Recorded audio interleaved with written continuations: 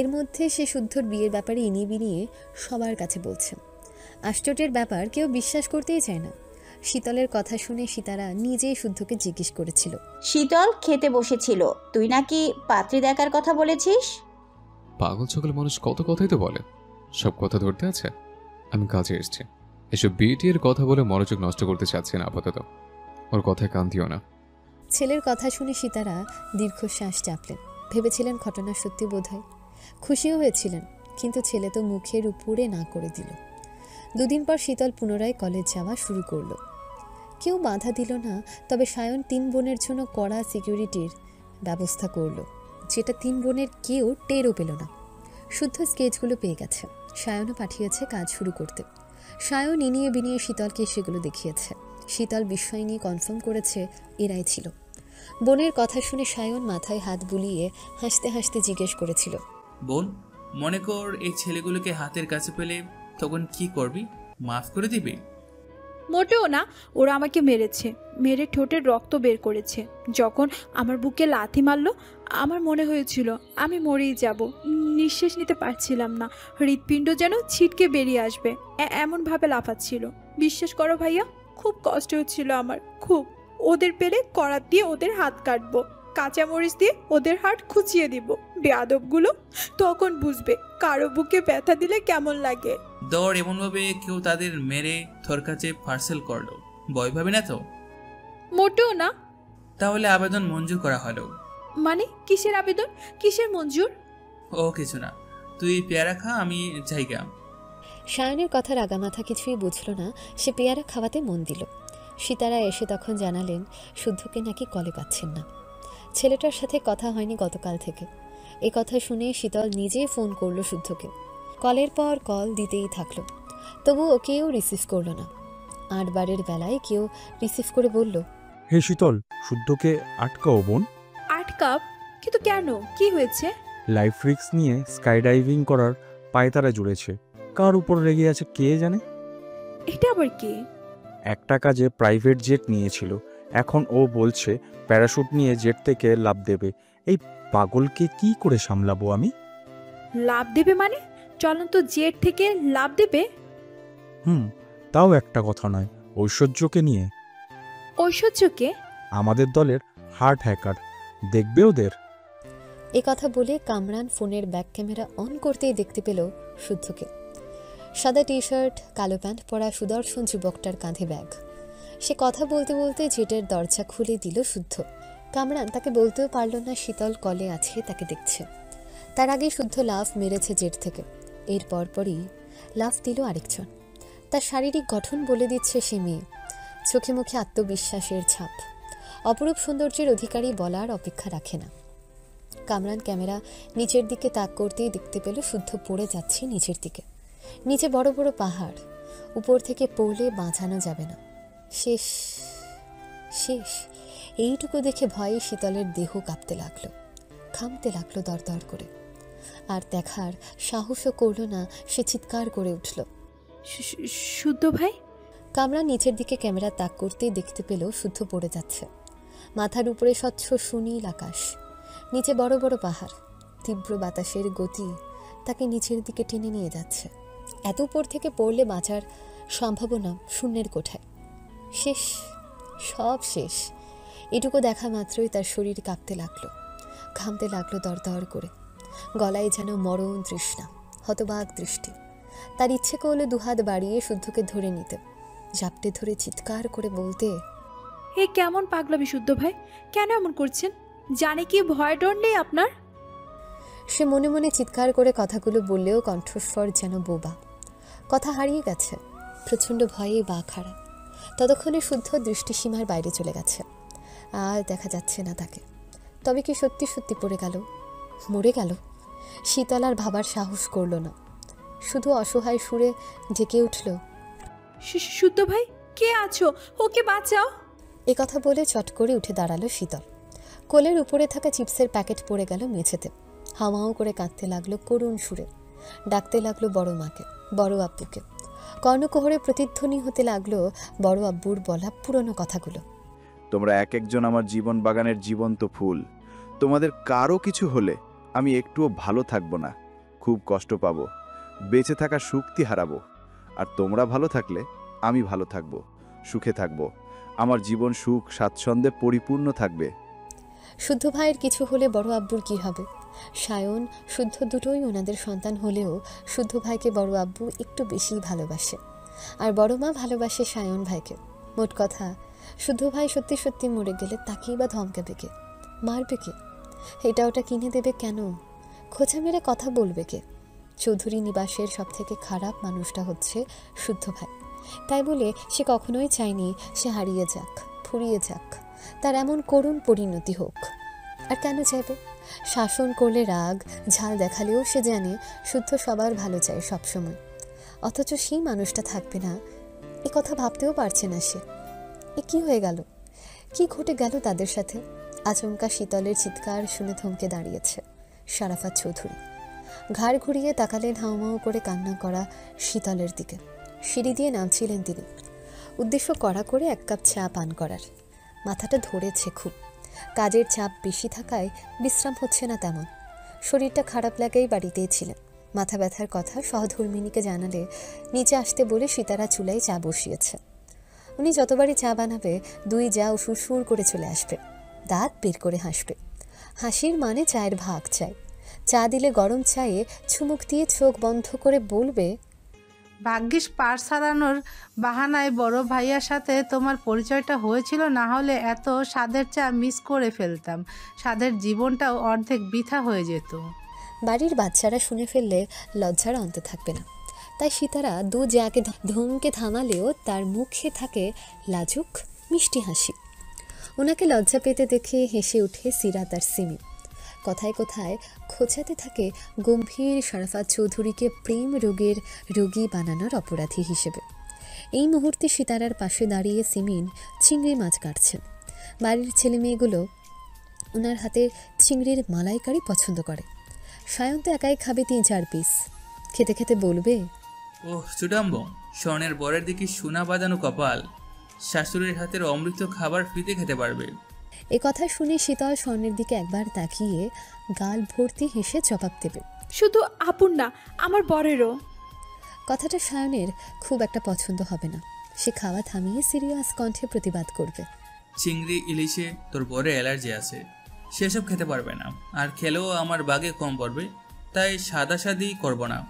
তুমি কি করে জানলে আমার বরের অ্যালার্জি আছে? জানলেন সব জানে। কিভাবে জানো শুনি? শুধু আমি না, শুদ্ধ জানে, জিগাওয়ারে। শুদ্ধ ভাই আপনিও জানেন? হুম। বলুন না সেই সৌভাগ্যবানকে। তুইও চিনিস তাকে? চিনি, চেনা জানার মধ্যে। হুম আমাদের পাড়ার কেউ? হুম। কে সে? প্লিজ বলুন না, বলুন। পাড়ার মোড়ের গাবু পাগলা। এ কথা শুনে শীতলের মুখের হাসি মিলিয়ে যাবে। অভিমান এসে জড়ো হবে তার ডাগর ডাগর চোখের পাতায়। মুখ দিয়ে সবসময় লালা ঝরে এমন ছেলেকে বিয়ে করবে না। গাবু তার বর হতেই পারে না। অতঃপর সে সায়ন শুদ্ধর নামে নালিশ জানাবে শরাফাত চৌধুরীকে। খেতে বসে ছেলে মেয়েদের ঝগড়া দেখে হাসবে সকলে। বলা বাহুল্য, শুদ্ধ খায় অল্প স্বল্প, সব কিছুতে খুঁতখুঁতে স্বভাব ছোটবেলা থেকে। কোনো খাবার সে গপগপ করে খায় না, যা খাবে সীমিত, পাতেও তুলবে পরিমাণ মতোই। এই ব্যাপারটা ওনার ভালো লাগে, মুগ্ধও করে। তার ভাষ্যমতে থাকলেই খেতে হবে কিংবা নষ্ট করতে হবে এমনটা তো নয়, খাবারের মর্ম বোঝা উচিত। মোট কথা, সেও চিংড়ি খায়, তবে একটাই সমস্যা, অ্যালার্জি।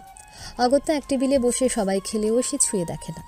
ব্যাপারটা ভাবলে খারাপ লাগলেও কিছু করার নেই। এসব পূর্বের কথাগুলো স্মরণ করে সিমিন মনে মনে হাসছিল। দোয়া করেছিল পুরো পরিবারটা যেন আজীবন সুখে ভরা থাকে। তখন সিরাত ফোনে কথা বলতে বলতে রান্নাঘরের দিকে এলেন। ওনার মা আগের তুলনায় এখন সুস্থ আছেন, এজন্য তার মুখে হাসি ফুটেছে। কদিন পর মেজর যাকে হাসতে দেখে খুশি হলো দুই যা। সিরাত কথা বলে ফোনটা রেখে সীতারাকে বলল, ভাবি, সামনেই তো রোজার মাস, রোজার আগে কোথাও থেকে ঘুরে এলে কেমন হয়? কোথায় যাবি? কাছে কোলে কোথাও যাই, অথবা চলো পিকনিক করি, বাচ্চাগুলোও খুশি হবে। আচ্ছা, শুদ্ধ কবে ফিরবে? 2 দিন ধরে তাকে ফোনেই পাচ্ছি না। এত কিসের কাজ আল্লাহই জানে। বিয়ে দিয়ে দাও, বউয়ের টানে বাইরে থাকার কথা মাথায় আনবে না। রাজি হলে দিয়েই দিতাম, কিন্তু 2 বজ্জাতের 1 বজ্জাতেও বিয়েতে রাজি না। তাদের নাকি সময় নেই। এ কথা বলতে না বলতে শীতলের চিৎকার শোনা গেল। চুলা অফ করে কোনো মতে ছুটে গেলেন 3 চা। গিয়ে দেখেন শীতল ফোনের দিকে তাকিয়ে হাউমাউ করে কাঁদছে, কাঁপছে থরথর করে। শুদ্ধ ভাই, শুদ্ধ করে ডেকে চোখ বড় বড় করে তাকিয়ে আছে ফোনের দিকে। ততক্ষণে তার চিৎকার শুনে বাকিরাও ছুটে এসেছে। জিজ্ঞেসে করেছে কি হয়েছে, কি দেখে ভয় পেয়েছে, আর শুদ্ধর নাম ধরে চিৎকার করলো কেন? শুদ্ধ ঠিক আছে?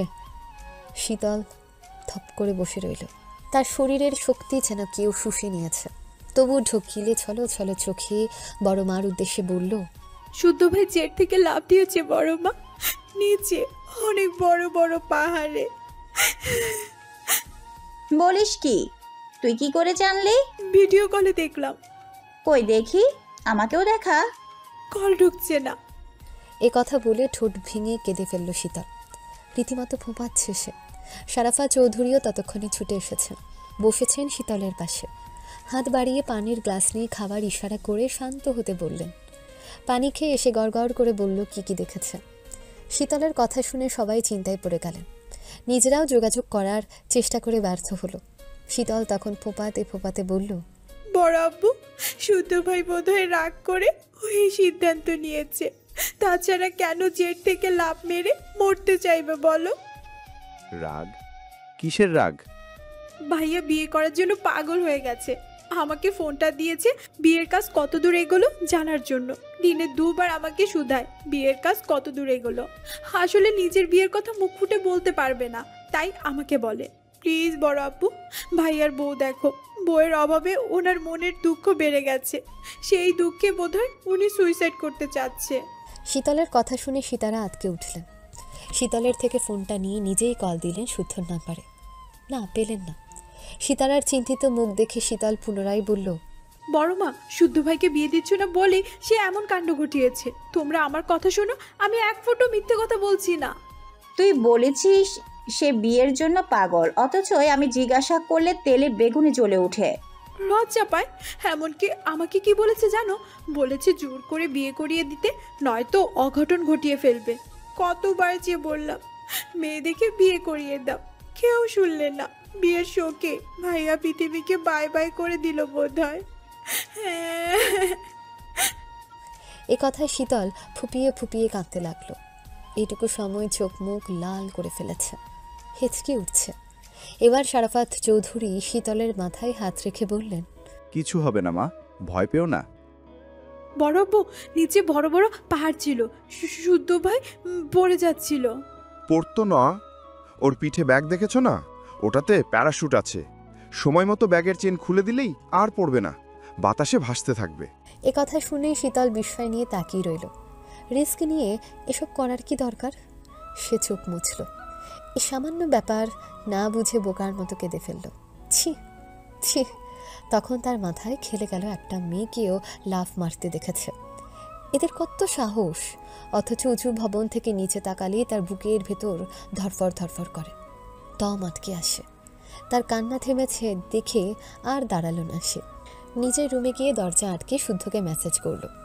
মেয়েদের সাথে উড়াউড়ি হয়ে গেলে কল দিবেন, জরুরি কথা আছে।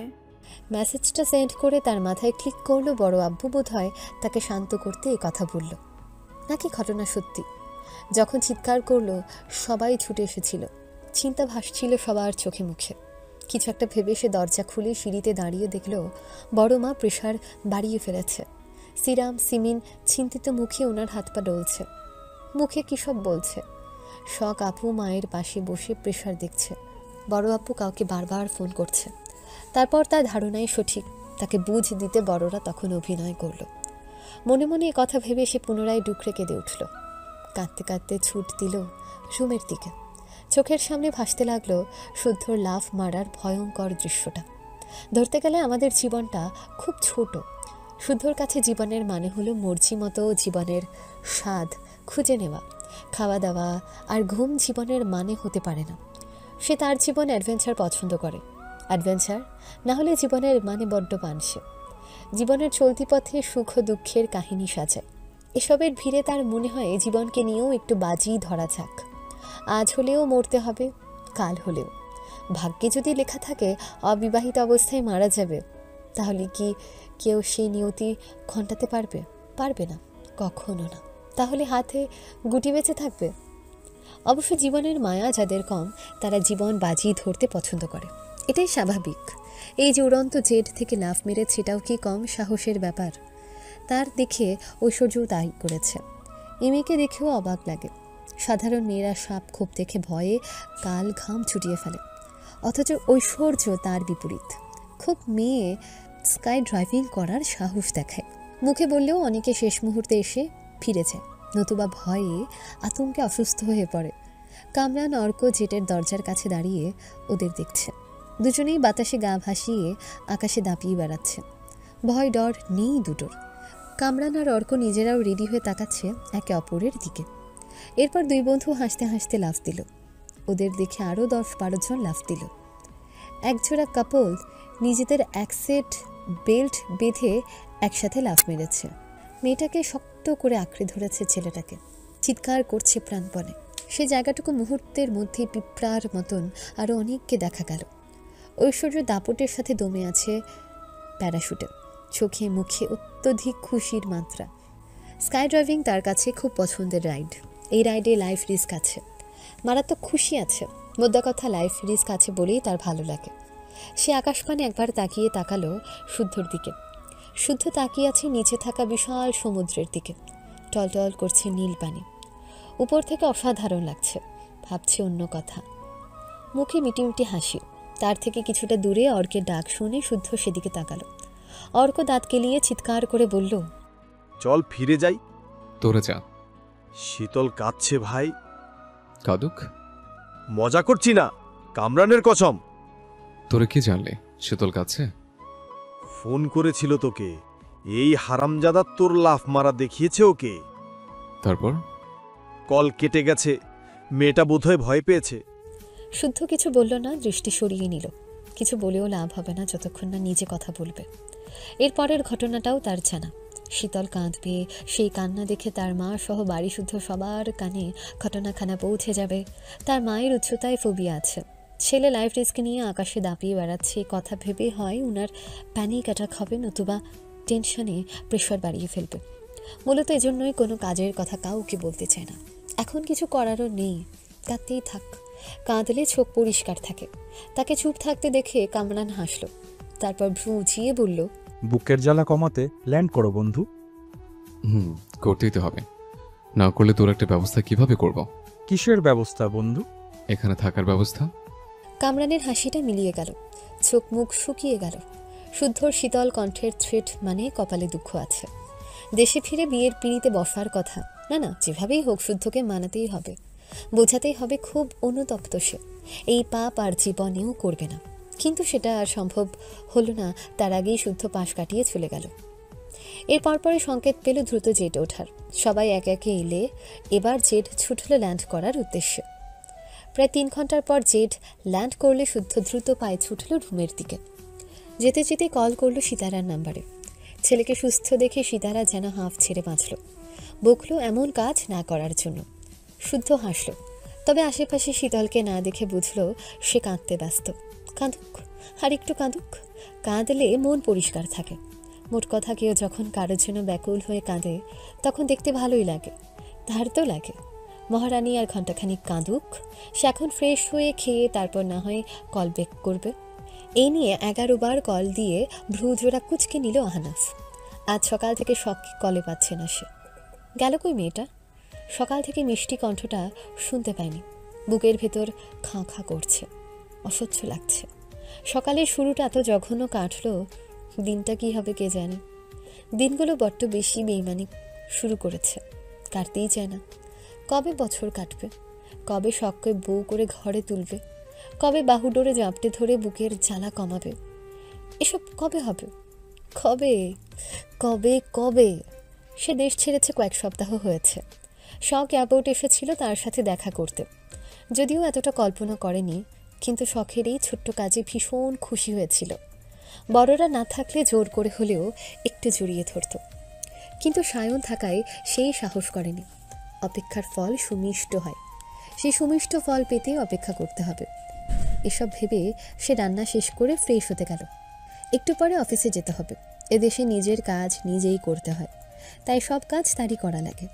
যদিও কাজ করতে মন্দ লাগে না, তবে কাজের ফাঁকে গল্প করার একটা মানুষ থাকলেই বেশ হতো। সেই মানুষটা যদি শখ হয় তাহলে তো কথাই নেই।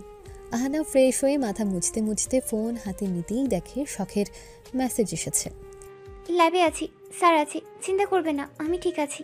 এই ছোট্ট একটা মেসেজে তার বুকে শীতলতা নামলো। কিছুটা চিন্তামুক্ত হলো। সেও ছোট্ট একটা মেসেজ সেন্ড করে রাখলো। ভীষণ ভালোবাসি শখ পাখি। মেসেজটা দেখে শখ মুখ টিপে লাজুক হাসলো। সারাদিনে 5-7 বার শুনতে হয় এই ম্যাজিক্যাল বাক্যটা। শোনার অপেক্ষায় করে সে, কারণ আহনাফের কণ্ঠে আদুরে সুরে বলা বাক্যটা শুনলে তার মন ভরে যায়। একদল খুশি বুক পাঁজরে ডানা ঝাপটাতে থাকে। প্রেম প্রেম তালবিহীন ছন্দে শুকরা গুনগুনিয়ে গাইতে থাকে, নাচতে থাকে তাদের আপন সুরে আপন তানে। 2 দিন ধরে পার্টি অফিসে ঝামেলা চলছে। ঝামেলার সূত্রপাত অঙ্কনের হদিশ পাওয়া নিয়ে। ছেলেটাকে সায়ন গুম করেছিল জানতে বাকি নেই কারো। তবে কোথায় রেখেছে? বাঁচিয়ে রেখেছে নাকি মেরে ফেলেছে, নাকি অন্য কিছু করার পরিকল্পনা এটেছে সে? এখন অবধি তার কোনো খবরই পাওয়া যায়নি। অঙ্কনের বাবা পাগলা কুকুরের মতন হিংস্র হয়ে উঠেছে। আবু সিদ্দিককে হুমকিও দিয়েছে অঙ্কনের খোঁজ খবর বের করতে, নয়তো আবু সিদ্দিকের কচি কাঁচা মেয়ে নিয়ে 18+ খেলাধুলার ভিডিও ফাঁস করে দেবে। চাপে পড়ে আবু সিদ্দিক কিনিয়ে বিনিয়ে সায়নের থেকে কথা বের করার চেষ্টাও করেছে, কিন্তু ধূর্ত সায়ন সেভাবে কথার ধারে কাছে ঘেঁষে না। হয় প্রসঙ্গ পাল্টাই, নতুবা গালিগালাজ শুরু করে। তখন আবু সিদ্দিকে কথা বলার সাহস পান না।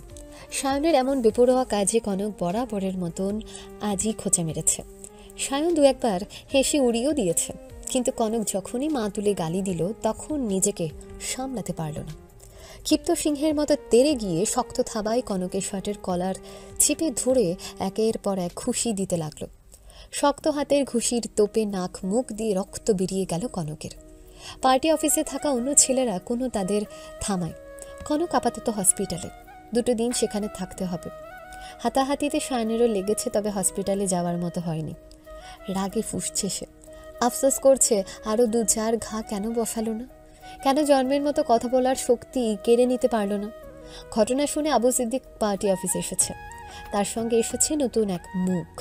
সায়ন তাকে দেখেও কথা বলার আগ্রহ প্রকাশ করল না। ধপ করে বসলো চেয়ারে। তারপর টি-শার্ট পেছনে ঠেলে সিদ্দিকের উদ্দেশ্যে বলল, আজ থেকে আপনার দল আপনি সামলান। কেন, তুই কোথায় যাবি? সেই কৈফত আপনাকে দেব না।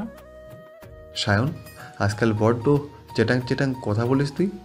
কার সাথে কথা বলছিস ভুলে যাস না। বলিনি এখনো, বললে সশরীরে বসে থাকার শক্তি পেতেন না। 3 রাস্তার মোড়ে পার্টি অফিস বানাচ্ছিস শুনলাম। কি এমন হলো যে নতুন করে পার্টি অফিসের দরকার পড়লো? কেন, এর উত্তর আপনি ভালো করে জানেন সিদ্দিক ভাই। তাও যখন আমার মুখ থেকে শুনতে চাচ্ছেন তাই বলছি, আমি আর আপনার দলে থাকবো না। না মানেন না, আর না আপনার হয়ে কাজ করব। এবার থেকে আমার দলের লিডার আমি। আখের গুছিয়ে নিয়ে এখন আমাকে বুড়ো আঙ্গুল দেখাচ্ছিস? তা পারবি তো ঠিকতে? সায়নের আখের টাকের প্রয়োজন পড়েনি, পড়বেও না। আপনার মতো আমি বস্তি থেকে উঠে আসিনি সিদ্দিক ভাই, আর না ফকিন্নিগরের ছেলে, আর না দলে ঢুকিয়ে আপনি আমায় বান্ডিল বান্ডিল টাকার বিনিময়ে কিনে নিয়েছেন। তাই এসব বালের কাছে অন্যকে শোনান। যদি ধান বিকে আসে, আমি শুরু করলে কিন্তু খুব একটা ভালো হবে না। সিদ্দিক অপমানটুকু গিলে নিল। চোয়াল শক্ত করে দাঁতে দাঁত চিপে তাকিয়ে রইল সায়নের দিকে। সায়ন কিছু মিছু আন্দাজ করেছে কিনা জানতে উনি নিজেকে সামলালেন। তারপর শুধালেন, শুনলাম নির্বাচন করবি? করব। এতদিন তোকে আমার ডান হাত বানিয়ে লোকের কাছে মুখ চেনালাম, সঙ্গে সঙ্গে নিয়ে ঘুরলাম, রাজনীতিতে রাজ করার কৌশল শেখালাম।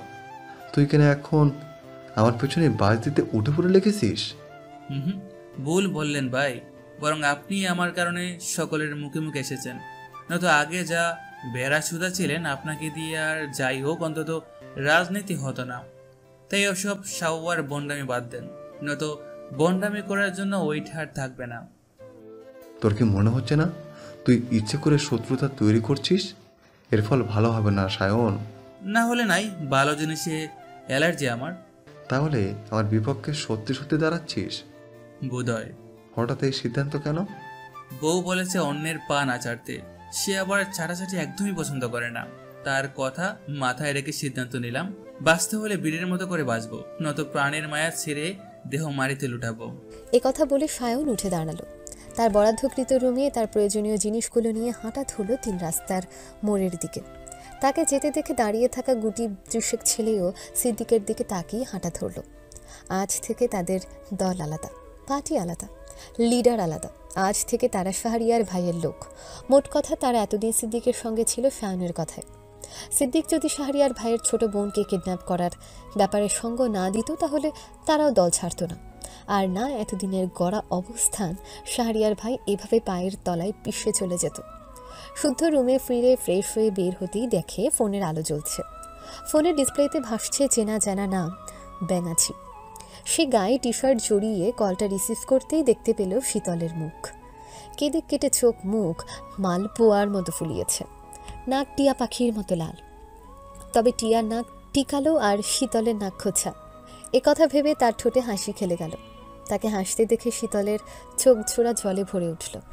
নিজের ঠোঁট কামড়ে কোনো মতে কান্না আটকিয়ে ফোপাতে ফোপাতে শুধালো, আপনি মারা গেলেন কিভাবে? অবান্তর প্রশ্ন শুনে শুদ্ধ মাথা মুছতে মুছতে তেরাভাবে জবাব দিল, প্রেম সাগরে ডুব দিয়ে। ডুববি? আয়। বড় মাকে কল করে ঠিকই তো কথা বললেন, অথচ আমাকে একটা কল দিলে কি হতো এমন? তোকে কেন দেব? তুই কি আমার বউ যে কাজ থেকে ফেরা মাত্র তোকে কল করব? বউ হলে কল দেওয়া যায়, অন্য কেউ হলে কল দেওয়া যায় না?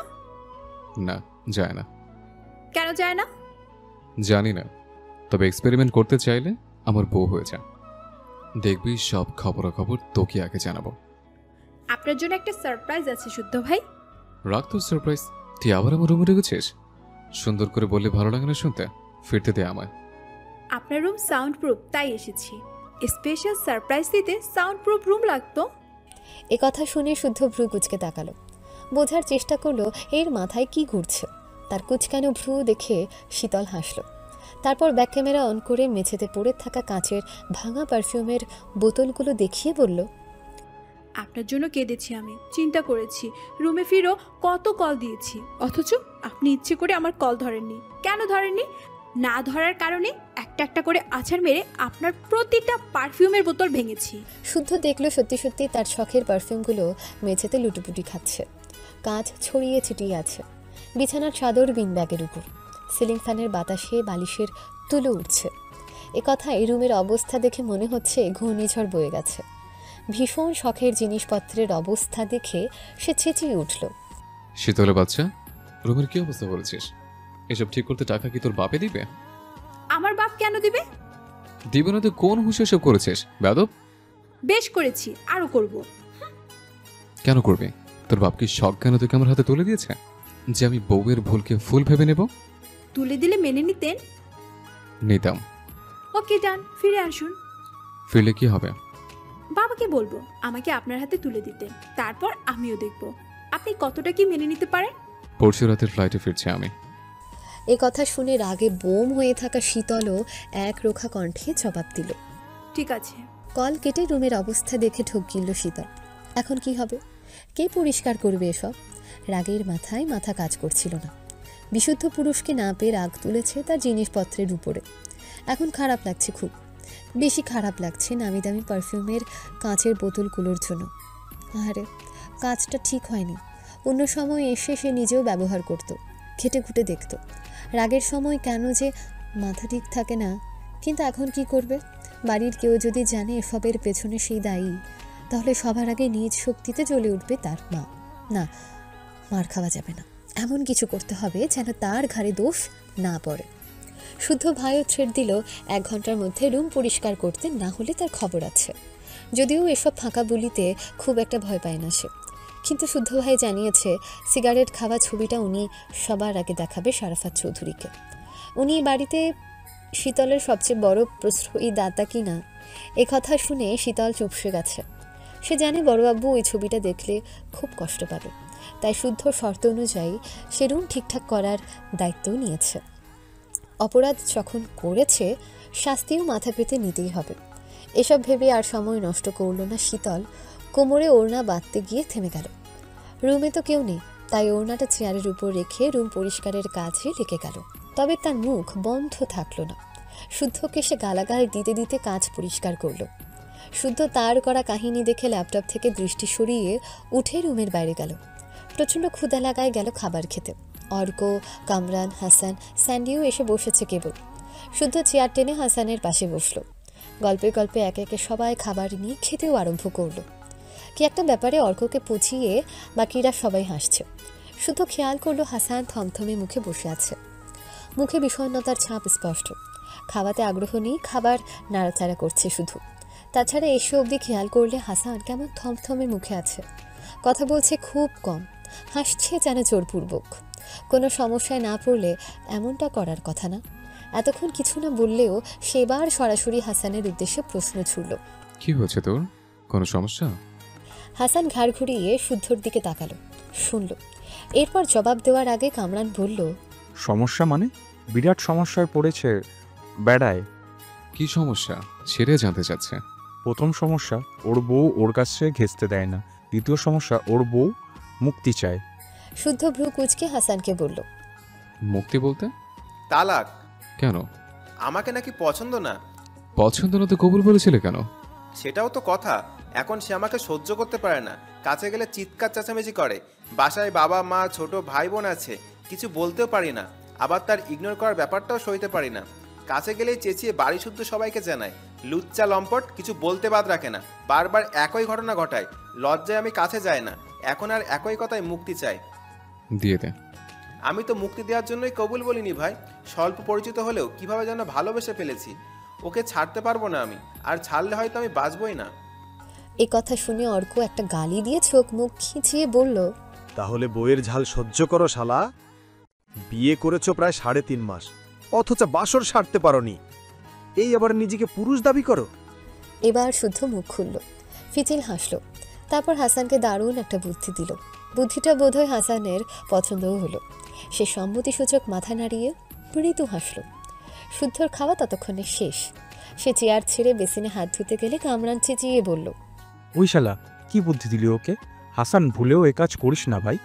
তোর আধ ডোবা সংসার পুরোপুরি ডুববে। সঙ্গে বউটাকেও মারবি তুই। কামরানের কথা শুনে সবাই হো হো করে হেসে উঠল।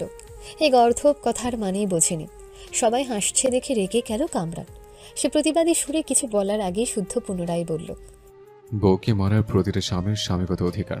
সে শত্রুর বউকেও মারবে, তাতে তোর বউয়ের কি? এ কথা বলতে পারলি শুদ্ধ? এটা তোর থেকে আশা করিনি।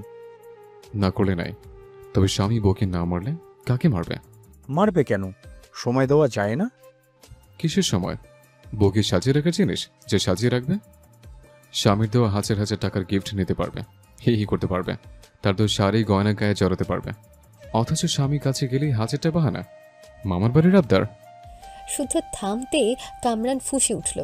সে পুনরায় কিছু বলার আগে অর্ক তার বাহুতে ঘুষি মেরে বলল, শালা বেরসিক, এই মারা সেই মারা না, আদরের সাগরে ডুবে মারার কথা বলছে শুদ্ধ।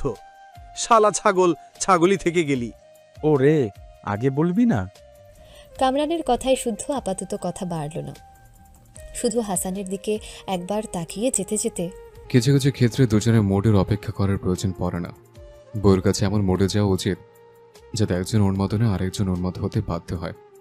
এ কথা বলে শুদ্ধ চুলে ব্যাগ ব্রাশ করতে করতে স্থান ত্যাগ করল।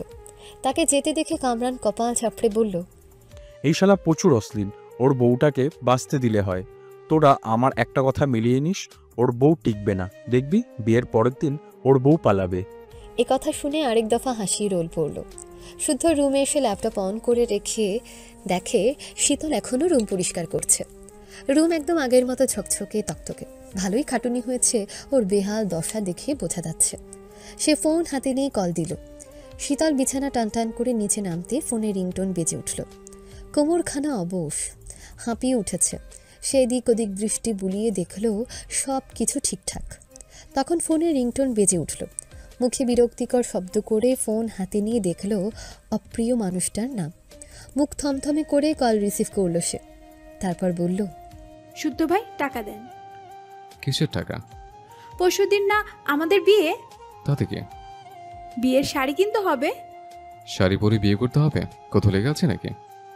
সবাই শাড়ি পরে, তুই লুঙ্গি আর ফটো পড়বি। পরো বলে কথা, কি পড়লি ওটা মেইন ফ্যাক্ট না। শুধু শুধু কথা পেঁচাবেন না বলে দিলাম। সায়েন্টিস্টকে বিয়ে করছে কি এমনি এমনি নাকি? টাকা দেন, নয়তো বিয়ে ক্যান্সেল। কত দিতে হবে? আপাতত 10 দেন। 10 মানে 10 টাকা শাড়ি হবে? হ্যাঁ, 10 টাকা না, 10 লাখ। কি? থাক, করবো না বিয়ে, লাগবে না বউ, খেয়ামাতে বই। এত দামি শাড়ি পরে বউ রাখার জায়গা নাই আমার রুমে। সিঙ্গেল আছে, সিঙ্গেলই মরবো। সত্যি দিবেন না? না। তাহলে বিয়ে করব না। করিস না, তোকে বিয়ে করার জন্য মরে যাচ্ছে না। তাই না? ঠিক আছে, বিয়ে ক্যান্সেল। যে পুরুষ বউকে শাড়ি কিনে দিতে পারে না তাকে বিয়ে করা মানেই হয় না। যে মেয়ে বিয়ের আগেই হবু বরে থেকে 10 লাখ টাকার শাড়ি চেয়ে হার্ট অ্যাটাক করানোর পায় তারা জুড়ে, আমিও তাকে বিয়ে করব না। ওকে, ক্যান্সেল। ক্যান্সেল। অতঃপর কল কেটে গেল। কিছুক্ষণ আগের নেওয়া সিদ্ধান্তটা মাঠে মারা গেল। এরপর আর কেউ কারোর সঙ্গে কেউ কোনো কথা বলল না। 2 দিন পেরিয়ে গেল। দুজনেই দৈনন্দিন কাজে নিজেদের বিজি রাখলো। অনলাইনে একে অপরকে অ্যাক্টিভ দেখলো, তবুও তাদের কথা হলো না, মেসেজ হলো না। শুদ্ধর দেশে ফেরার দিন শুদ্ধ ল্যাবে কাজ করার এক ফাঁকে শীতলকে মেসেজ করলো। এই মুহূর্তে এয়ারপোর্টে আছে, দেরি থাক, আসছে। মেসেজ পাওয়া মাত্র শীতল ছট জলদি ব্যাকপ্যাক রেডি করে শতরূপা চৌধুরীর বাড়ি যাওয়ার উদ্দেশ্যে রওনা হলো। বাড়ির গাড়িতে বসে যেতে যেতে রিপ্লাই করলো, বাড়িতে আছি, জলদি আসুন। সকল ব্যস্ততার সামনে কেবল ফ্রি হয়েছে শাহাদাত চৌধুরী। পরনে এখনও সেনাবাহিনীর পোশাক, নেম প্লেটে জলজল করছে ওনার নিকনেম। পোশাকের সঙ্গে মিলিয়ে মাথায় ক্যাপ। অন্যান্য সময় মুখভঙ্গি কঠোরতা বজায় থাকলেও এখন ঠোঁটে এঁটে আছে মুচকি হাসি, কারণ উনি ফোনে কথা বলছে 2 মেয়ে ও সহধর্মিনীর সঙ্গে। একে একে নিয়েছে বাড়ির সব সদস্যদের খোঁজ। স্বর্ণ শীতলের বাবার সাথে কথা বলে চলে গেল। তারা এখন বড় হয়েছে, অনেক কিছু বুঝতে শিখেছে। বাবা মার পার্সোনাল কথা থাকতে পারে ভেবে একটু স্পেস দিল আর কি। মেয়েরা চলে যাওয়া মাত্রই শাহাদাত চৌধুরী সিমিনকে অপলক দেখে বললেন, রাতে ঘুম হচ্ছে নাকি ঠিকঠাক? হচ্ছে তো। তুমি বরাবরই মিথ্যে বলায় কাঁচা সিমিন। কি হয়েছে বলো আমায়? মেয়ে দুটোকে নিয়ে চিন্তা হয়। ছোটটা একটা কথাও শোনে না, বড়টা বিপদ থেকে বেঁচে ফিরো, অথচ মনে হয় ভয় ডর কিছু নেই। আগে যেমন সারা বাড়ি নিচে কুটে বেড়াতো, এখনো তাই। মেয়ে বড় হচ্ছে, কিছু তো বলতে পারো। ছোট মানুষ কি বলবো, ঠিক হয়ে যাবে। এই কথা শুনে সিমিন মুখ ঘুরিয়ে অন্যদিকে তাকালো। অস্ত্র লুকানোর বৃথা চেষ্টা আর কি। শাহাদাত চৌধুরী বুঝলেন অন্য কিছু ঘটেছে, নয়তো সামান্য ব্যাপারে কান্নাকাটি করার মতন মেয়ে সিমিন নয়। উনি এবার হেসে বললেন, এখন কি গোলাপ নিয়ে মন ভালো করতে আসবো? স্বামীর কথা শুনে সিমিন উঠে দরজা আটকে দিলেন। এরপর ডুকরে কেঁদে ফেললেন।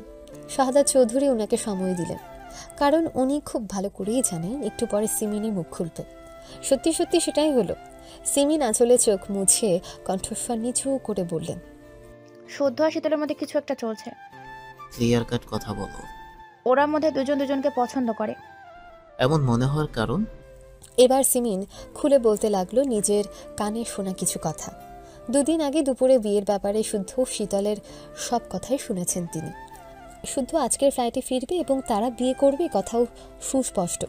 বাড়িতে জানাজানি হলে সবাই কি মেনে নেবে, নাকি এই নিয়ে বিরাট ঝামেলার সম্মুখীন হতে হবে? শীতল না হয় দুরন্ত, অবুঝ, কিন্তু শুদ্ধ সে কিভাবে কাজ করতে পারে? তার মতো বিচক্ষণ ছেলের থেকে এসব আশা করা যায় না। একই বাড়িতে থাকে তারা, ভাই বোন। ভাই বোনের মধ্যে এসব জানলে মানুষ কি বলবে? শুদ্ধ পুরুষ মানুষ, তাকে হয়তো কেউ কিছু বলবে না, কিন্তু শীতলের গায়ে কলঙ্ক লাগাতে কেউ কার্পণ্য করবে না। নিজের কথা শেষ করে উনি পুনরায় কাঁদতে লাগলো।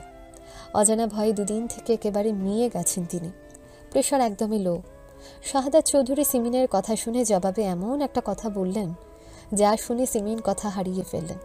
বা খাড়া হয়ে তাকিয়ে রইলেন। তখন শাহাদাত চৌধুরী ওনার বরাদ্দকৃত ফ্ল্যাটে লক খুলে ভেতরে প্রবেশ করলেন। বসলেন বিলাসবহুল সোফায়। তারপর এসির পাওয়ার বাড়িয়ে বললেন, আমি জানি। কি জানো তুমি? যা হচ্ছে পুরোটা একটা প্ল্যান সিমিন। শুদ্ধ শীতলের ওপর কেউ তীক্ষ্ণ নজর রাখছে। তারা কোথায় যাচ্ছে, কি করছে সবটাই নোট করছে। এমনকি তাদের হাতের ফোনটাও বর্তমানে অন্যের দখলে। ফোন অন্যের দখলে মানে?